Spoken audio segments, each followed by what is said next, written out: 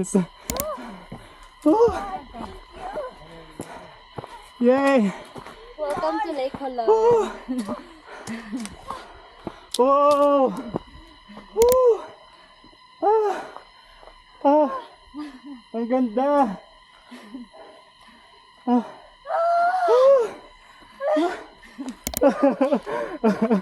Sobrang worth it. Ah! Ah! Oh!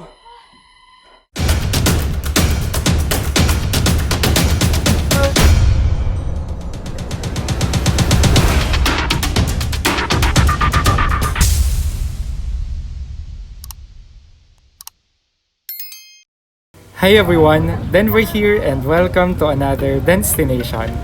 For this video, let me share with you our experience in hiking Mount Parker or Lake Holon. This is a unique experience for me because going to the jump-off point is already an adventure. The Habal ride from our accommodation in Tivoli town proper to the jump-off point at Kule Station will take around 1 hour 30 minutes. The ride is a combination of concrete road, dirt road, and an off-road maze of banana plantation, pineapple plantation, and a cornfield.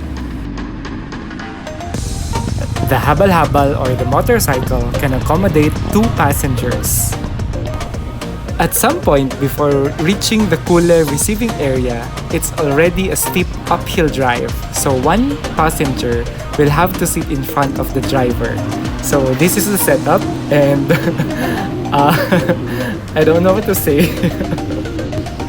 It was honestly awkward at first, but it's necessary so that the motorcycle won't flip, especially on the steep uphill drive.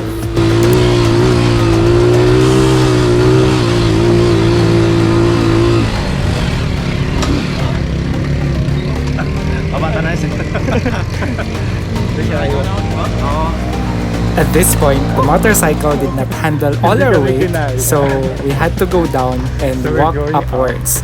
It might not be obvious in the video, but this is actually a very steep road. It didn't handle our weight. We're both too heavy.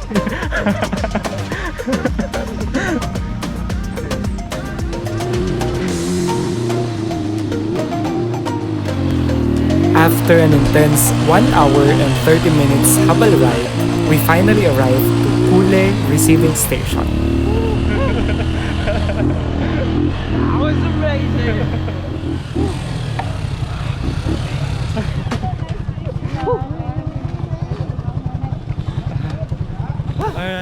At around 8, we had our breakfast where we were served with one of the native Tivoli dishes, onuk something. Sorry, I forget the name. But it tastes so good. It was very flavorful and the chicken was very tender. We then proceeded inside for registration and orientation. Kulang pa po, kulang pa. Amazing. So ayan no, congrats natin yung ating mga sarili kasi po na-survive natin yung first part ng ating pag-a-adventure ng araw na ito. There are 2 starting points to reach Lake Holon, Sitio Kule and Salacafe. For our day hike, we will be ascending through Sitio Kule and we will be descending at Salacafe. After the briefing, we prayed for a safe trek and then off we went.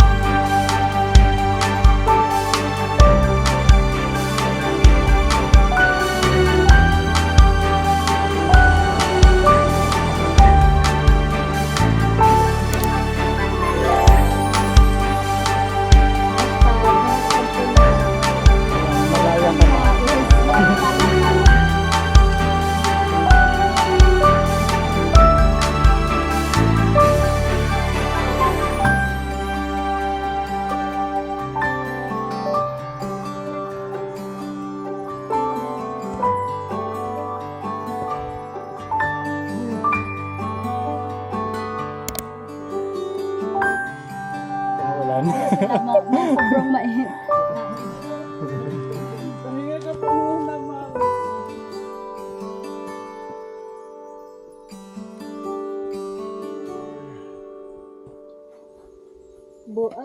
Kung dito sa cafe mo, busaw. Siya yung Tagluluto naman. nagluluto ng mga kinukuha ni Bululfer. Oh. Ayan, ganon. Di ba May explanation kinukuha, talaga. Parang, di ba may kinukuha, siya yung nagluluto ng kinukuha niya ng mga prey. Ganon. Nako.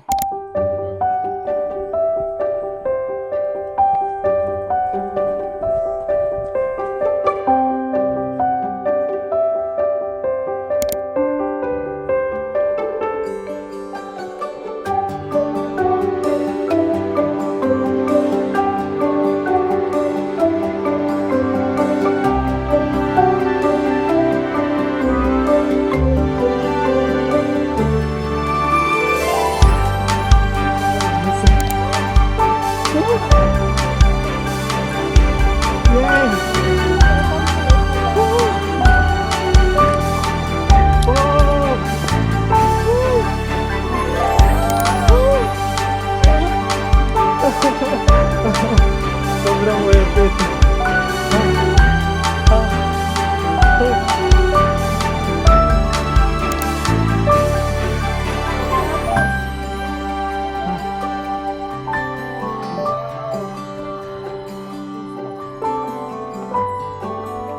Meron pang entrance.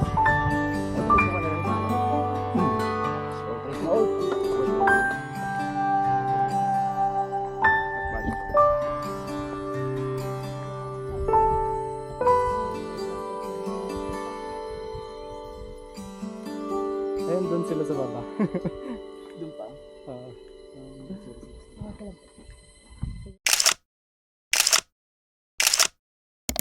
Isang oras lang to eh. Mahina ako sa pababa.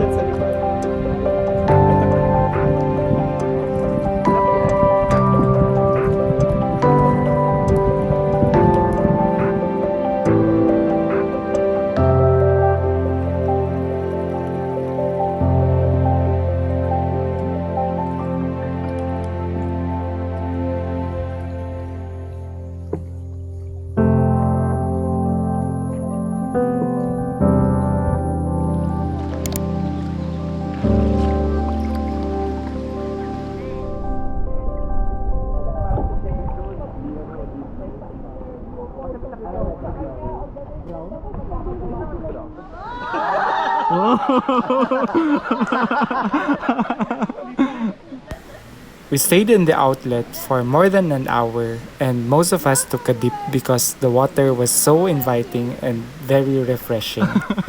We had our lunch, and after our lunch we went back to the campsite and started our descent via the Salacafe trail.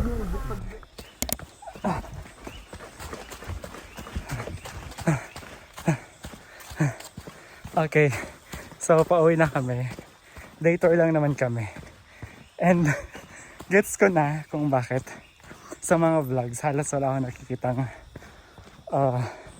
vlog na pauwi. Kasi nakapagod yung pabalik. Either that or lowbat na. Kasi yung dalawang device ko lowbat na. Itong phone na lang naiwan. Ayun. So, Kule kami pupunta. Then Salacafe pabalik. Nakapagod. Pero worth it naman.